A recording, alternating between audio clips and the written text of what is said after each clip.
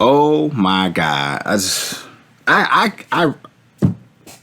don't even know what to say, folks. I just cannot believe this. And I am just, I'm just at a loss of words because I completely profiled him completely wrong.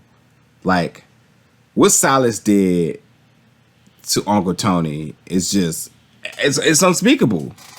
He literally Michael Myers this guy. He bashed his head in. He's unidentifiable. The fact that they were even able to know who it was is only because of his height and because of his clothes. There's no way they knew who he was. And like, the thing about this is this, like, I know like he had the history, and we know early in this episode he tried to avoid alcohol usage. And we know that he had that hiccup where he showed the rage in order to protect Iris. And we know that he isn't fond of Percy, and he's seen Iris and Percy flirting, and he's clearly in love with Iris. And I said that Iris is his moral compass. She's been the one to be the Black Widow to the Hulk here.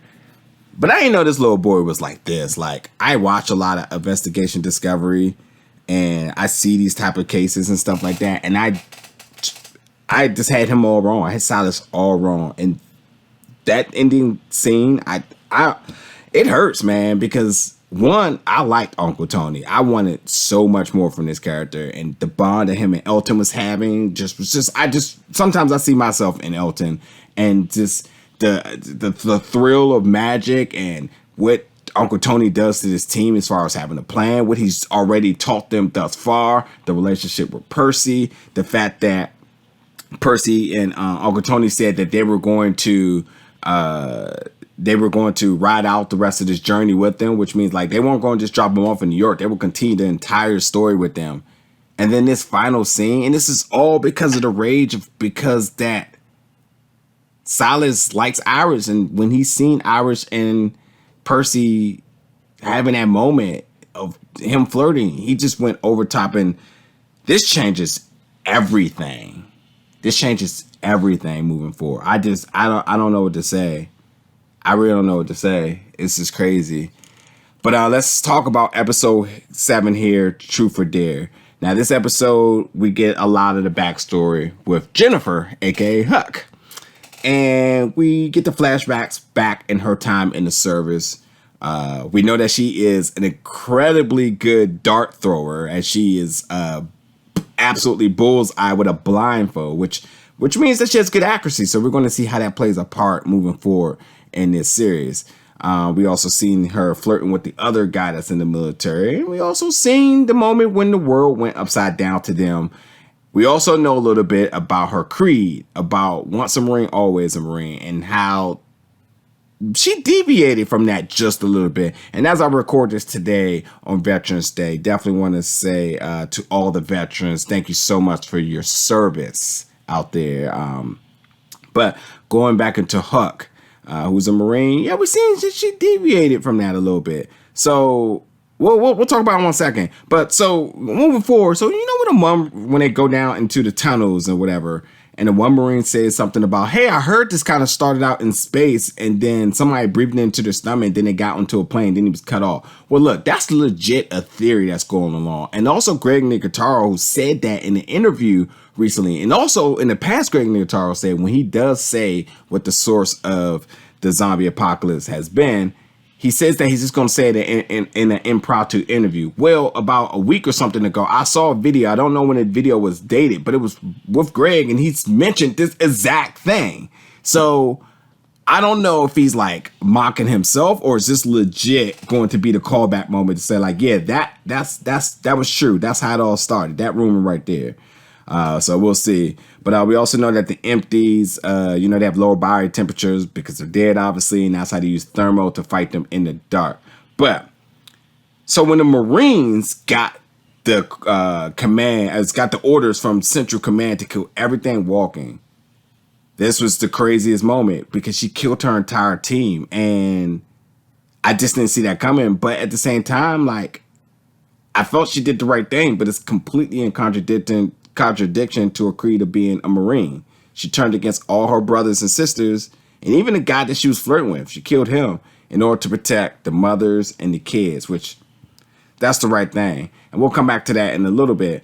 But we also see how she got the scar on her face and how it's just her reminder to just keep living and you just got to keep going on. So we got a lot from Huck. But like this episode started out so different from how it ended with Silas. Huck got back with the group. Everything was in good vibes, good spirits, good moods, all that other stuff.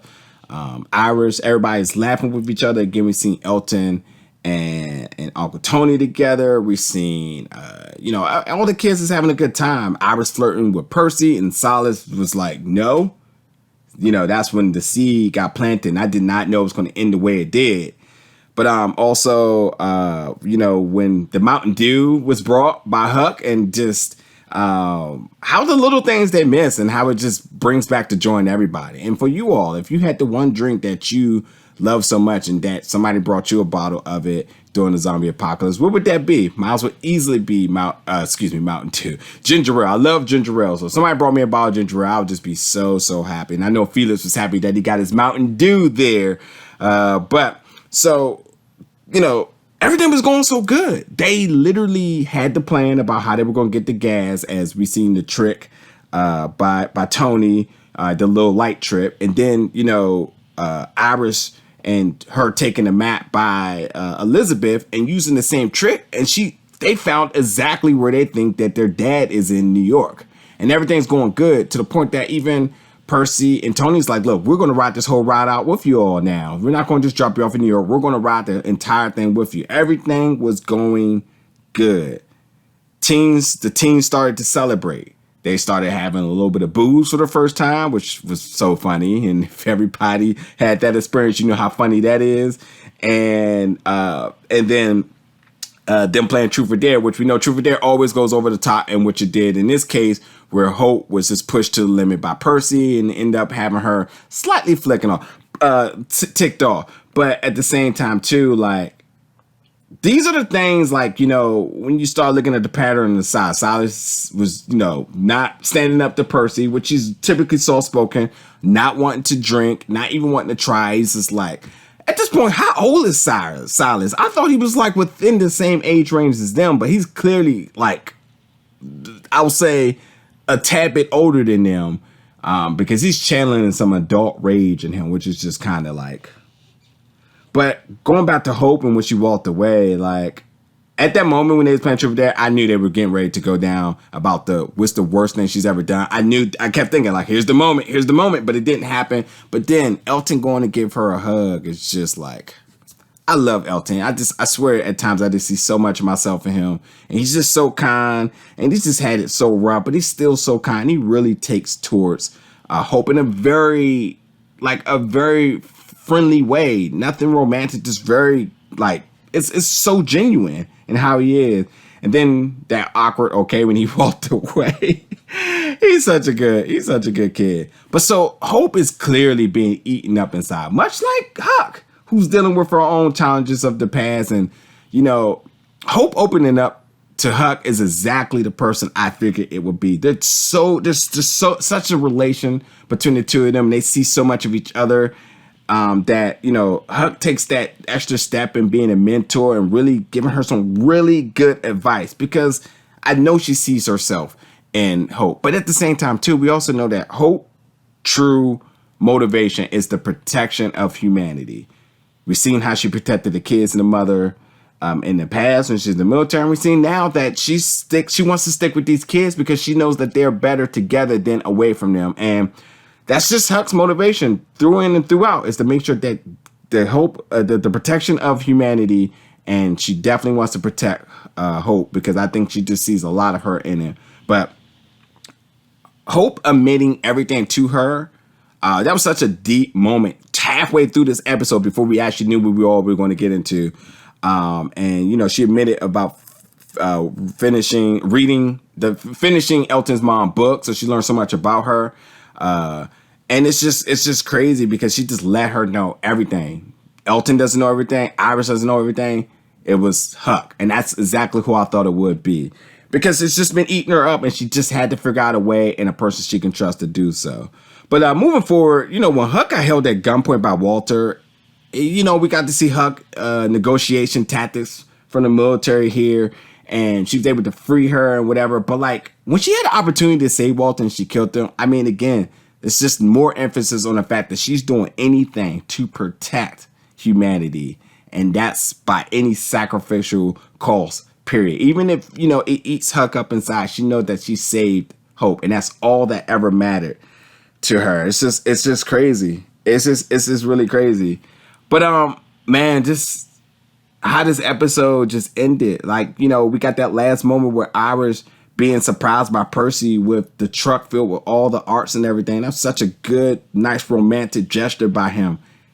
And where is Percy right now is the next question. But that ending with Silas, like, oh my God. Oh my God. Oh my God. I can't believe this little kid did that. He completely beat him to a pulp. One of my favorite characters thus far in the series, and I thought he was just going to be so beneficial to the group, and he's been so beneficial thus far. And what are they going to do without him? And how does the group go from here now? Now that everything's completely changed, who can trust who? Like, this is crazy moving forward. But I'll be back for next week's episode 8 to cover it. I need a moment, folks. Oh my God, this is something. This is something. All right, folks. I'll see y'all then.